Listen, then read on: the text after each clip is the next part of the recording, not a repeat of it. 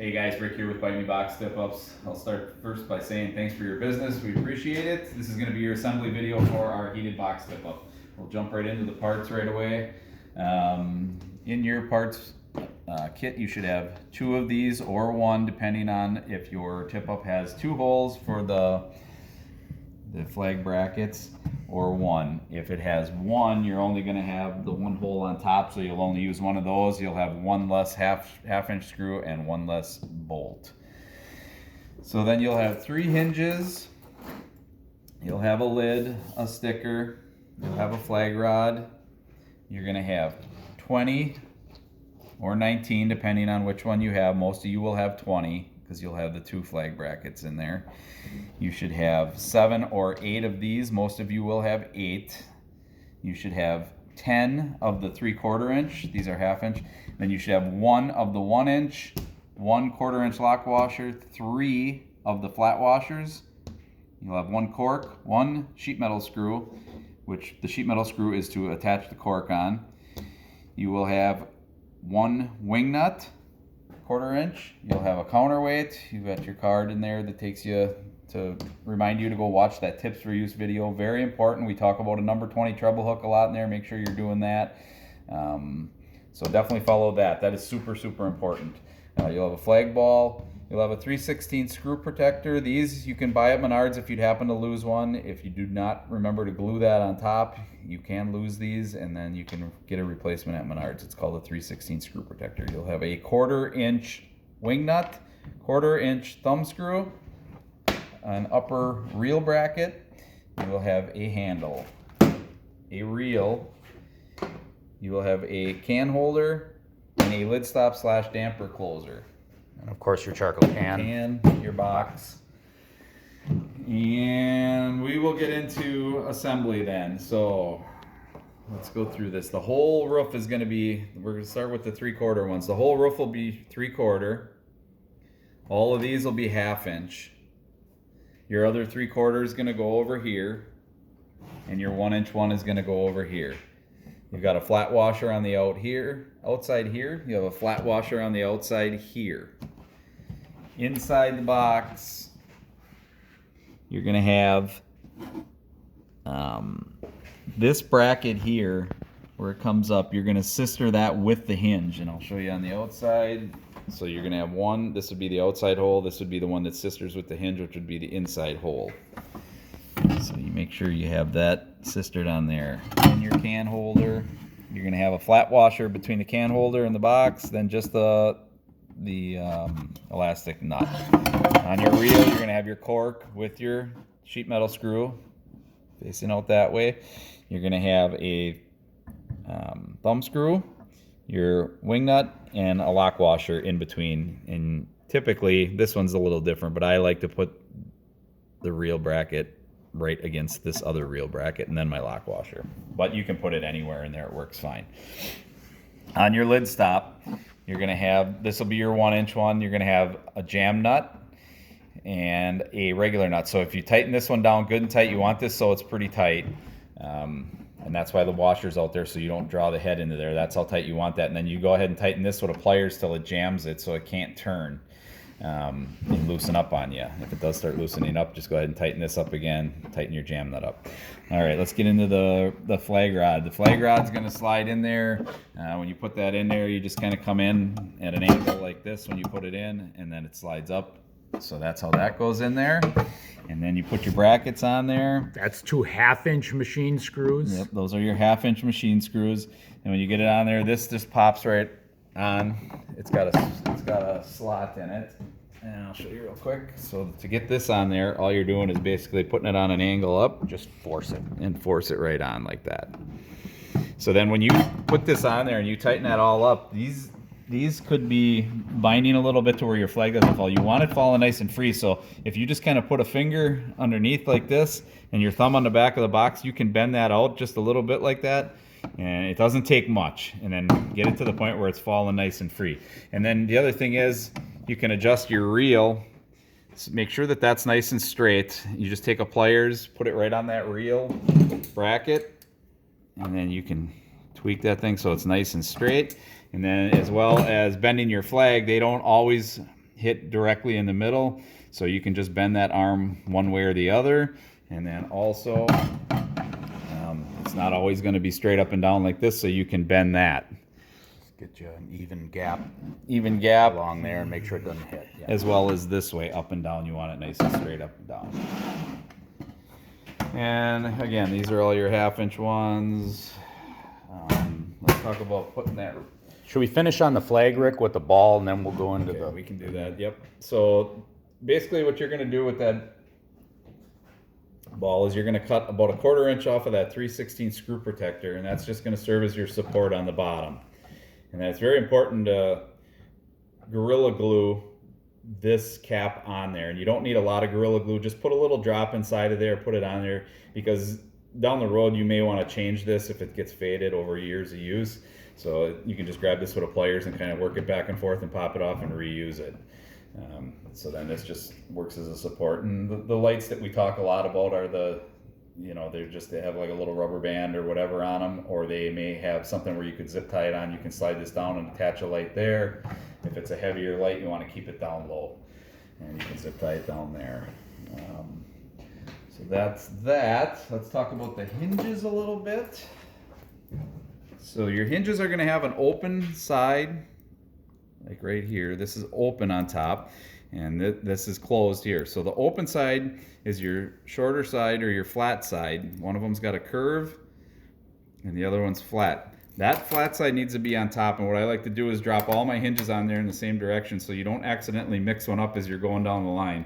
I drop them all on there, I put my bolts in there, and then I go and put the nuts on and tighten them up. But it's very important that you have that flat side on top, which is the open ends. And square them up the best that you can. That's pretty Yep. important. All the holes and everything in here are a little bit oversized because of the tolerances in roto molding. So you're going to find that there's play, and you may have to adjust things a little bit. Yeah, when you drop them on there and you tighten them up, try to get them centered, but then it's very important that you get that barrel as straight as possible. You don't have to obsess over it, but just look at it with your eye. If it's like tweaked a little bit like this, you're going to get some binding with the lid. So it's really important to make sure that those are straight. That's just going to make things fall together a lot easier. And obviously they go barrel up, not barrel down. So when you put your lid on there, you're going to look at those holes and put your lid up there. You want to make sure that you're even on both sides. If they don't line up real good, go ahead and flip your lid over and check. Because sometimes if you have these hinges shifted one way, if both of them are pulled in, it's going to work better one way or the other. They'll line up better one way than the other. But it may work, you know, either way. Just depends on how you position these hinges. Again, there's a lot of slop in there because of the tolerances. And then if you do get any binding, even after you get it all done in there and it's binding, the last little tip that I would tell you to do is just loosen these up just a touch with a screwdriver and a pliers. It doesn't take much, like just a little 1/8 of a turn, back them off a little bit. And then check it every time. Loosen one and then check it. You want it to fall, and pretty much you want to hear that noise where this is down for the most part. And you can just check one at a time. One of them's probably going to do it. You may have to do all of them, and it may get to the point where you can actually turn them. You don't want them super loose, but you may get to the point where you can actually turn them with your fingers before it finally falls down. But once it falls down, you're good to go. And that's fine if they turn with your fingers, because remember, they're elastic nuts. So it's not going to hurt and allow for expansion and contraction and everything. All right, so putting your sticker on. What you want to do with that is look at your website, make sure that that's straight. That's the easiest thing to look at. And then I just eyeball it. I mean, if you want to measure, you can measure down and measure up and measure side to side to make sure you're perfect. But usually if you eyeball it good, that's fine. And what I do is start at the bottom and I kind of work up the center with it. And then your sides will still be kind of loose. And then take a look at it. If it looks straight, then just start working it out both ways, because you want to get all that air out of there. If you get a bubble in there, that's the nice thing about leaving one side loose. You can still peel it off and start over again, but if you monkey around a little bit with it, you'll get all the bubbles out. You don't want to leave them bubbles in there because it'll crack and then it'll peel and your sticker's going to look bad later. So, I think we didn't talk about the heating much. So your can for your charcoal, you want to leave that kind of on a 45-degree angle. And in our tips for use video, we talk about lighting 2 briquettes. You only need to light one. And the reason being, we switch the charcoal that we're pretty much mandating that you use. Don't go with regular Kingsford. You want to go with the professional grade stuff. Got a bag of it right here. It's got the gray or the silver tab on it. And it's called professional, and it's very important to use this. The other stuff, they changed the recipe on it. It does not burn as good. This stuff works great.